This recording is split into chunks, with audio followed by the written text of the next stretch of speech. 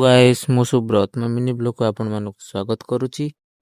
ସକାଳୁ ସକାଳୁ ଚାଲିଗଲୁ ଖେଳିବା ପାଇଁ କ୍ରିକେଟ। ଦେଖନ୍ତୁ ଗାଇସ୍, ଜୀବନ ଭାଇ ଦେଖୁ ଦେଖୁ କେମିତି ପଳେଇ ଆସିଲେ, କହିଲେ ମୋତେ ବ୍ଲଗରେ ନ ଆଣି ତ ବ୍ଲଗ ଭାଇରାଲ ହେବ ନାହିଁ। ତାପରେ ବିକାଶ କହିଲା ମୋତେ ବି ଆଣି ବ୍ଲଗରେ। ତାପରେ ରଜତ ଆସି ପହଞ୍ଚିଗଲା। ତାପରେ ଆମେ ବାହାରି ଯାଇଥିଲୁ ମୁଭି ଦେଖିବା ପାଇଁ ଆଜି ଆଇନକ୍ସ। ମୋର ଯୋଉ କୋଢିଆ ସାଙ୍ଗ ଆଉ କ'ଣ କହିବି ଛାଡ଼, ମାନେ ସିଡ଼ିରେ ଯିବେନି, ସେ ଲିଫ୍ଟରେ ଯିବେ। ମୁଁ ମନା କରିଥିଲି ତଥାପି ମୋତେ ଜବରଦସ୍ତି କହିଲେ ଚାଲ ଲିଫ୍ଟରେ ଯିବା। ତାପରେ ଆମେ ପହଞ୍ଚି ଯାଇଥିଲୁ ଆମର ମୁଭି ଦେଖିବାକୁ ହଲ୍ରେ।